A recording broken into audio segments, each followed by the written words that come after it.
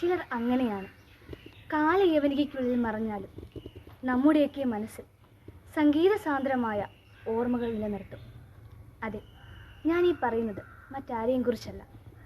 ചോറ്റി എന്ന ഈ കൊച്ചു ഗ്രാമത്തിൻ്റെ പേര് കേരളത്തിൻ്റെ പല ഭാഗങ്ങളിലായി എത്താൻ കാരണക്കാരനായ നമ്മുടെ പ്രിയപ്പെട്ട, നമ്മുടെ സ്വന്തം ചോറ്റിയുടെ അഭിമാനമായ ചോറ്റി ജോയി സാർ. തൻ്റെ കൈകളിലെ മാന്ത്രികത കീബോർഡിലേക്ക് ആവാഹിച്ച അതുല്യ പ്രതിഭയാണ് അദ്ദേഹം.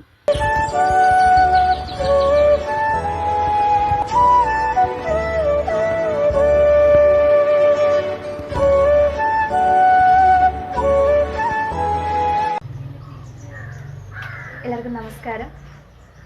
ചോറ്റി ജോയി മാഷിൻ്റെ ഓർമ്മകളെ ഒരിക്കൽ കൂടെ നമ്മൾ ഓർത്തെടുക്കുകയാണ്. ചോറ്റി പബ്ലിക് ലൈബ്രറിയുടെ ഭാഗമായി നടത്തുന്ന വായനക്കളരി എന്ന പരിപാടിയുടെ ഭാഗമായിട്ടാണ് നമ്മൾ ഇന്നിവിടെ എത്തിയിരിക്കുന്നത്. നമ്മോടൊപ്പം ഇന്ന് ഇവിടെ ഉള്ളത് സാറിൻ്റെ ഭാര്യയായ ശാന്തമ്മ. മക്കൾ 3 പേരാണ്. ഇന്ന് നമ്മളോടൊപ്പം 2 പേരാണ് ഇവിടെ ഉള്ളത്. കവിത, സരിത. ആദ്യമായി നമുക്ക് സാറിൻ്റെ ഭാര്യയോട് തന്നെ ചോദ്യം ചോദിക്കാം. സാറിൻ്റെ സംഗീത കാലഘട്ടത്തെക്കുറിച്ച് ഒന്ന് വിവരിക്കാമോ? ആദ്യം പറയണം. ഞാൻ വരുമ്പോൾ ചങ്ങനാശ്ശേരി നളന്ത കേരള ഡ്രാമാറ്റിക് നാടകത്തിൽ വായിച്ചുകൊണ്ടിരിക്കുകയായിരുന്നു. രണ്ടാമത് അത് കഴിഞ്ഞ് അവിടെ ചങ്ങനാശ്ശേരി തന്നെ നളന്തയെന്ന് പറഞ്ഞൊരു നാടക കമ്പനി ഉണ്ടായിരുന്നു, അവിടെയും വായിച്ചു. അത് കഴിഞ്ഞ ശേഷം കേരള ഡ്രാമാറ്റിക്ക് ഇതും അവിടെ 3 ഡ്രാമയുടെ ഉണ്ടായിരുന്നു. ആ 3ലും അഭിനയിക്കല്ല വായിച്ചു.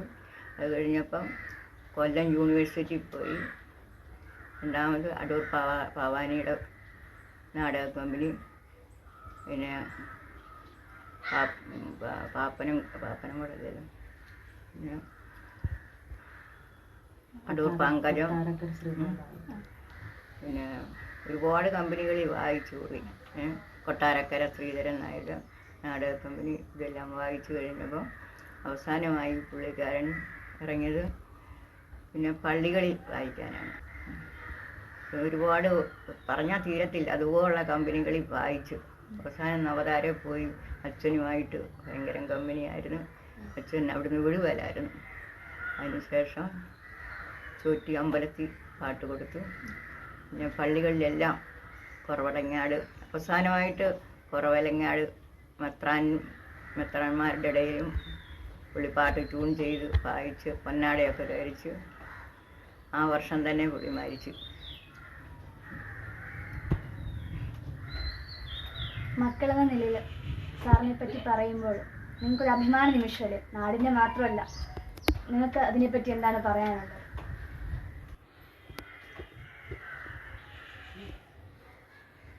സാറിൻ്റെ ഓർമ്മകൾ. പിന്നെ എൻ്റെ പിതാവിനെ കുറിച്ച് പറയുകയാണെങ്കിൽ വളരെ മഹാനായൊരു കലാകാരനായിരുന്നു. കേരളത്തിൽ ഇതുപോലൊരു കലാകാരന് അന്നത്തെ കാലത്ത് ഒരു മികച്ച കലാകാരൻ അന്നില്ലായിരുന്നു. കാരണം ലൈവായിട്ട് വായിക്കുക എന്ന് പറഞ്ഞത് അസാധ്യമായ കാര്യമാണ്. സംഗീതത്തെ കർണാടക സംഗീതം വളരെയധികം പാരമ്പര്യമായിട്ട് ഇവർക്ക് കിട്ടിയ കഴിവാണ്. അച്ഛനും വലിയച്ഛനും എല്ലാം പാരമ്പര്യമായിട്ട് കലാകാരന്മാരാണ്. ആ കഴിവാണ് മുന്നോട്ട് എൻ്റെ പിതാവും പുലർത്തിക്കൊണ്ട് പോകുന്നത്. മഹാനായൊരു കലാകാരനായിരുന്നു. അന്ന് 15ാമത്തെ വയസ്സിലാണ് അവിടെ അച്ഛൻ ഈ ഫീൽഡിലോട്ട് ഇറങ്ങുന്നത്.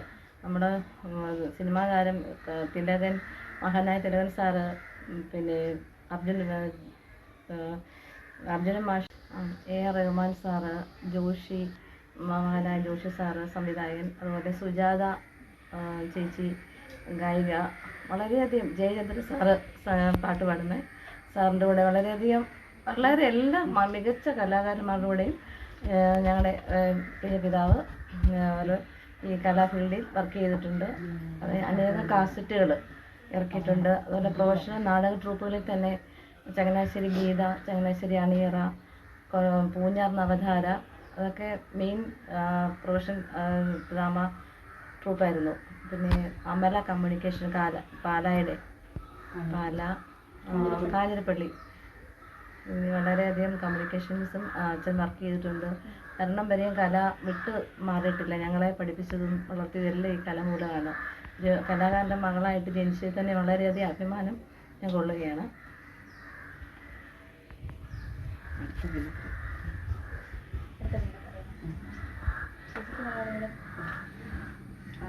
അപ്പായെ സംബന്ധിച്ചിടത്തോളം പറയുകയാണെങ്കിൽ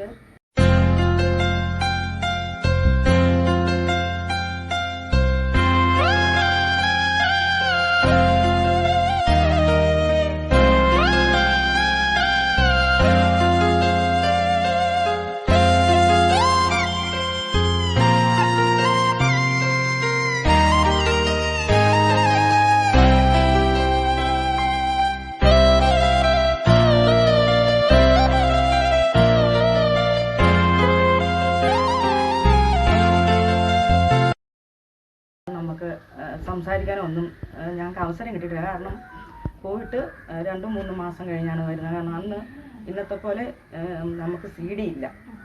ഇന്നെന്ന് പറഞ്ഞാൽ വായിച്ചു വെച്ചിട്ട് അത് ഇട്ട് അവർക്ക് ചെയ്യാം. പണ്ട് ബാലയ്ക്കാണേലും നാടകത്തിനാണെങ്കിലും എല്ലാം കൂടെ പോകണം. കൂടെ പോയി ഉറക്കളിച്ചിരുന്നാണ് വായിക്കുന്നത്. അപ്പം നമുക്കങ്ങനെ ആ ചെറുപ്പകാലത്തിൽ ഞങ്ങൾക്ക് അങ്ങനെ കൂടുതൽ അങ്ങോട്ട് അറിയത്തില്ല അപ്പായെക്കുറിച്ച്.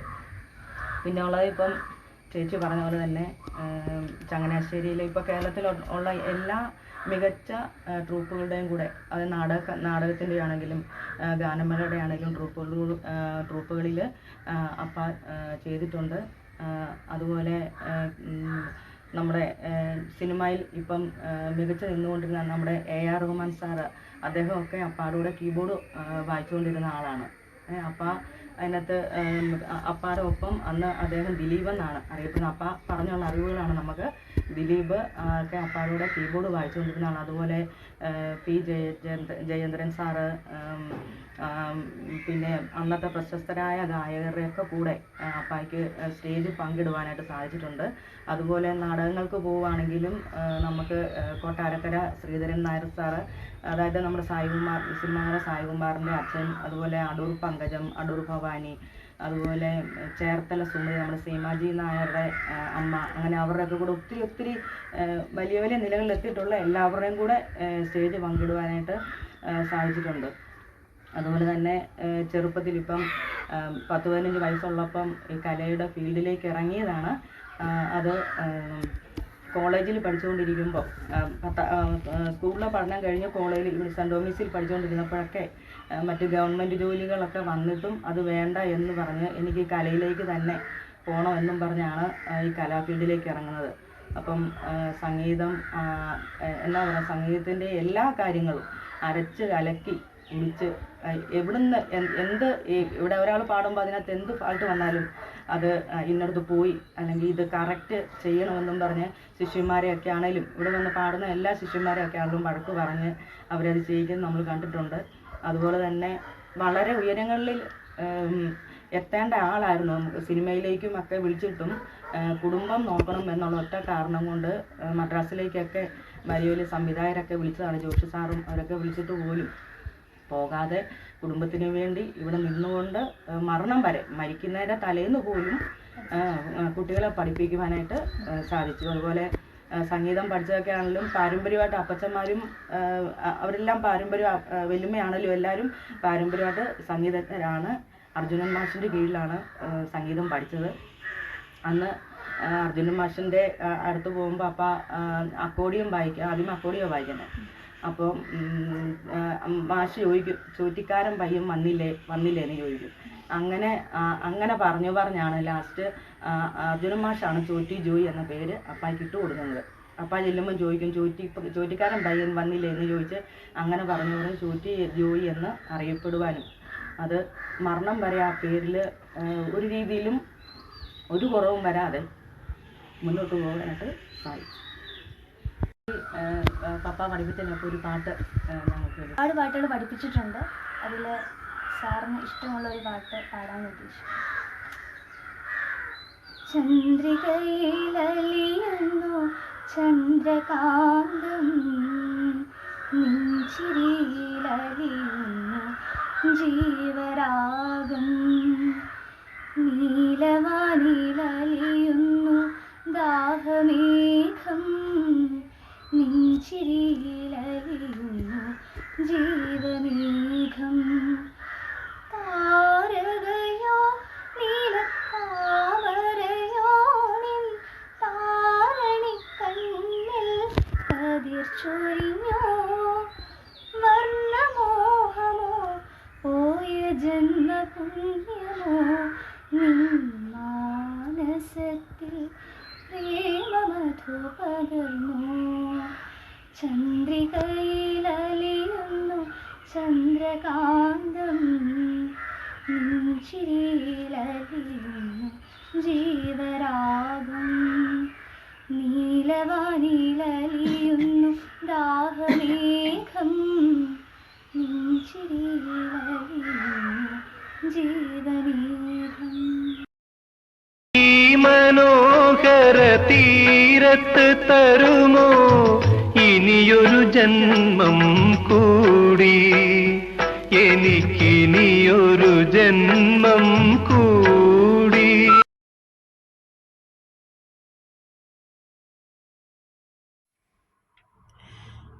പ്രിയരെ എല്ലാവർക്കും നമസ്കാരം. ഞാൻ സുനിൽ ബാബ. പ്രിയപ്പെട്ട അതുല്യ കലാകാരൻ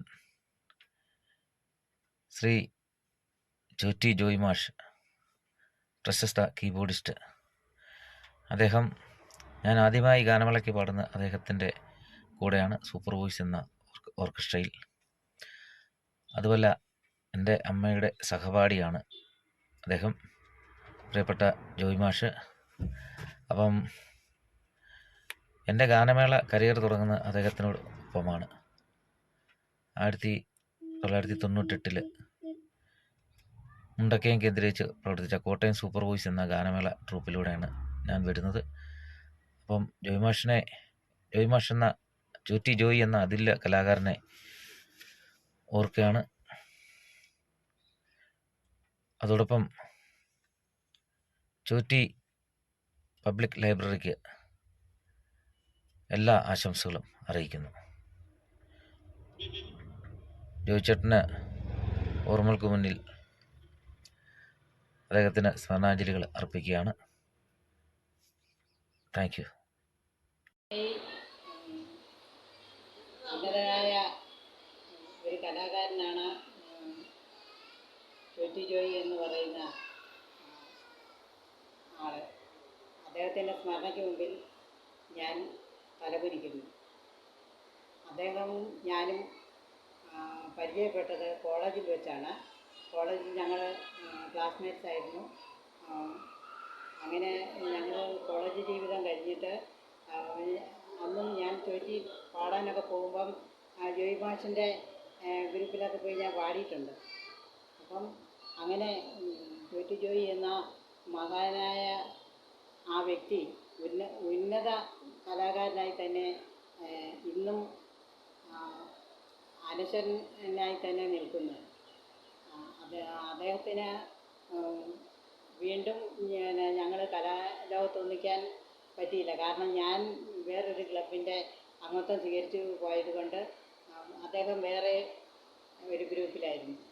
എന്തായാലും വീണ്ടും ഞാൻ അപ്പം 2014 പിന്നെ കലാഗ്രാമം എന്ന സംഘടന തുടങ്ങുകയും അത് സ്റ്റാർട്ട് ചെയ്ത് കഴിഞ്ഞ് ആദ്യമൊക്കെ എനിക്കന്ന് സംബന്ധിക്കാൻ പറ്റിയില്ല. എങ്കിലും വീണ്ടും ഇടക്കാലം കൊണ്ട് ഞാൻ അദ്ദേഹത്തിൻ്റെ സംഘടനയിൽ വരികയും എല്ലാ പൊതുയോഗങ്ങളിലുമൊക്കെ ഞാൻ പങ്കെടുത്തിട്ടുണ്ട്. അങ്ങനെ ആ കലാഗ്രാമം 2014 തുടങ്ങിയപ്പോൾ സഫിയ മേഡം ആയിരുന്നു സെക്രട്ടറി. അങ്ങനെ അത്രയും ഉന്നതനായ കലാകാരൻ്റെ ഗ്രൂപ്പിൽ എനിക്ക് പാടാൻ സാധിച്ചതിൽ വളരെ അഭിമാനമുണ്ട്. അത് ചെറുപ്പകാലമായിരുന്നു. പിന്നെ അന്ന് ചോറ്റി ജോയി എന്ന മകൻ വലിയ വലിയ ഗ്രൂപ്പുകളിലേക്ക് പോവുകയും പിന്നെ എൻ്റെ സഹോദരൻ MC ജയകൃഷ്ണൻ എന്ന് പറയുന്ന എൻ്റെ സഹോദരനുമായിട്ട് അടുത്ത കൂട്ടുകാരായിരുന്നു അവർ. അപ്പോൾ ഞങ്ങളുടെ വീട്ടിൽ വരികയും അങ്ങനെ സൗഹൃദങ്ങൾ പങ്കിടുകയും ചെയ്തിട്ടുള്ള ഒരു വ്യക്തിയാണ് അദ്ദേഹം. അദ്ദേഹത്തെ എന്നും ഞാൻ ആദരിക്കുന്നു. ഇന്നും അദ്ദേഹത്തിൻ്റെ സ്മരണ എന്നും ഒരു വേദനാജനകമായി തന്നെ നിൽക്കുകയാണ്. എങ്കിലും ആ ഗ്രൂപ്പ് പോകാതെ ഇന്നും സബിയ മാഡം അതിനെ പരിപോഷിപ്പിച്ച് കൊണ്ടുപോകുന്നു. കലാഗ്രാമം ഇന്നും നിലനിൽക്കുന്നു. അതിൽ ഞാൻ അഭിമാനം കൊള്ളുകയാണ്. എന്തായാലും ഈ സംഘടന ഒരിക്കലും പോകാതെ നിലനിൽക്കട്ടെ അദ്ദേഹത്തിൻ്റെ സ്മരണയ്ക്ക് മുമ്പിൽ എന്ന് പറഞ്ഞുകൊണ്ട് ഞാനെൻ്റെ വാക്കുകൾ വിഖ്യാതനായ ജോയി മാസ്റ്ററെ ശിഷ്യഗണങ്ങളിൽ ഒരാളാകാൻ എനിക്ക് കഴിഞ്ഞതിൽ ഒത്തിരി സന്തോഷമുണ്ട്. ജോയി മാസ്റ്റർ സ്റ്റേജ് പരിപാടിക്കെല്ലാം എവിടെ പോയാലും ഞങ്ങൾ അവിടെ വെച്ചൊക്കെ സാധാരണ കണ്ടുമുട്ടാനും പരിചയപ്പെടാറുള്ളത്. എന്നാൽ തികച്ചും വ്യത്യസ്തമായ ഒരു അനുഭവം എനിക്കുണ്ടായെന്ന് പറഞ്ഞാൽ stage artist workers union of Kerala അതിൻ്റെ ഒരു അസോസിയേഷൻ്റെ പ്രസിഡന്റ് സ്ഥാനമായിട്ടും ജോയി മാസ്റ്റർക്ക് നിൽക്കേണ്ടതായിട്ട് വന്നു. മുണ്ടക്കയത്ത് ബെഡായി ഓഡിറ്റോറിയത്തിലായിരുന്നു അതിൻ്റെ ആദ്യത്തെ പൊതുയോഗം കൂടിയത്. യോഗത്തിൽ അന്തരിച്ചു പോയ ഒത്തിരി കലാകാരന്മാരെ കുറിച്ചൊക്കെയും ഞങ്ങൾ സംസാരിച്ചു. എല്ലാവർക്കും ആദരാഞ്ജലി അർപ്പിച്ചു. അതുപോലെ രാജിക്കുട്ടന്, വയൽ മറീസ്, അതുപോലെ തന്നെ പായിപ്പാട്, ജോയി ഒത്തിരി എല്ലാവർക്കും വേണ്ടിയിട്ട് സജീവ് ഗിറ്റാർ വായിക്കുന്ന ഒത്തിരി പേർക്ക് വേണ്ടിയിട്ട് ആദരാഞ്ജലി അർപ്പിച്ചു. നല്ല രീതിയിൽ എല്ലാം സംസാരിച്ചു. അവിടുന്ന് ഷാജി മണിക്കലിലെ ഷാജിയായിരുന്നു അന്ന് പ്രസിഡൻ്റായിട്ട് പ്രസംഗിക്കാനായിട്ടിരുന്നത് അന്നേരത്തെ പൊതുയോഗത്തിന്. വീണ്ടും അത് കാക്കനാട് എന്നൊരു മുകേഷിൻ്റെ നേതൃത്വത്തിൽ അത് കാക്കനാട് ചെന്നപ്പോഴത്തേക്കും ഇതിൻ്റെ പേര് സവാക്കെന്നായിരുന്നു. വീണ്ടും കലാഗ്രാമം എന്നുള്ള നാമധേയത്തിൽ അതിവിടെ വന്ന് മുണ്ടക്കയത്ത് യോഗം കൂടി. അതിൻ്റെ സ്റ്റേറ്റ് കമ്മിറ്റി അംഗമായിട്ട് ഷീഫ ഡിഫൈനായിരുന്നു ഇവിടെ നിയോഗിച്ചത്. അതിനുശേഷം എന്നെ അപ്പുറത്തേനെ അവിടെ വെച്ച് തന്നെ സെക്രട്ടറി ആയിട്ട് നിയോഗിച്ചു. 2014 തൊട്ട് 12 വർഷക്കാലമായിട്ട് നിരന്തരം ഞാൻ തന്നെ അതിനകത്ത് സെക്രട്ടറി ആയിട്ട് വർക്ക് ചെയ്യുന്നത്. ഒത്തിരി പരിപാടികളെല്ലാം ജോയി മാസ്റ്റർ രീതിയിൽ തന്നെ എല്ലാം മുന്നോട്ട് പോയി. മാസ്റ്ററില്ലാത്ത ഒരു പരിപാടിയില്ല. മാസ്റ്റർ എല്ലാവരെയും കമ്മിറ്റി വിളിക്കും, എല്ലാവരും വന്ന് സഹകരിക്കും. അതിനുശേഷം അച്ഛൻ്റെ കുഞ്ഞുമക്കൾ എന്ന് പറയുന്ന നാടകം GS പായിപ്പാട് ഇതിൻ്റെ രക്ഷാധികാരിയായിരുന്നു സംഘടനയുടെ നേതൃത്വത്തിൽ. നല്ലൊരു നാടകം. അതിൻ്റെ ഫുള്ള് റെക്കോർഡിങ്ങും ജോയി മാസ്റ്റർ സുഖമില്ലാഞ്ഞിട്ട് പോലും അമലയിൽ വെച്ച് അതിൻ്റെ റെക്കോർഡിങ്ങിൻ്റെ എല്ലാ സംവിധാനത്തിനും ഞാനും കൂടെ ഉണ്ടായിരുന്നു. തബല വായിക്കാൻ വേണ്ടിയിട്ട് നമ്മുടെ ജോർജ് ചേട്ടനുണ്ടായിരുന്നു, ആൻസി ചേച്ചിയുടെ. ഇവരെല്ലാം ഞങ്ങളുടെ കലാഗ്രാമിലെ മെമ്പേഴ്സായിരുന്നു. ഇപ്പോഴും ജോയി മാസ്റ്ററെ നാമധേയം ഇപ്പോഴും ഉദിച്ചു നിൽക്കുന്ന കലാഗ്രാമിൻ്റെ പേരിലാണ്. കലാഗ്രാമിൻ്റെ ഉൽപ്പത്തി എന്ന് പറഞ്ഞാൽ ജോയി മാസ്റ്ററെ എല്ലാവരും ഓർത്തിരിക്കും. അങ്ങനെ തികച്ചും നല്ലൊരു കലാകാരന് വേണ്ടിയിട്ട് ഞങ്ങൾക്ക് ഇപ്പോഴും ഓർമ്മ നിലനിർത്താനും കലാകാർക്കെല്ലാം നല്ല രീതിയിൽ എല്ലാ രീതിയിലും ഇടപെടാൻ എല്ലാവർക്കും കഴിയും. ഓണാഘോഷം വന്നാലും വാർഷികം വന്നാലും ആ കൂടെ എല്ലാം ഞങ്ങൾ ജോയി മാസ്റ്ററെ അനുസ്മരണ ഒരു നല്ല രീതിയിൽ തന്നെ ചടങ്ങുകൾ ആഘോഷിക്കും. കുടുംബക്കാരെ എല്ലാം വിളിച്ച് ഇനി മുന്നോട്ട് ആ രീതിയിലൊക്കെ പോകുവാൻ ഞങ്ങൾ എല്ലാവരും ആഗ്രഹിക്കുന്നുണ്ട്. എന്നും അനശ്വരനായ കലാകാരന് നമ്മുടെ മുന്നിൽ തന്നെ നിലനിൽപ്പുണ്ട് ഇപ്പം എന്നാണ് ഞാൻ പറയുന്നത്.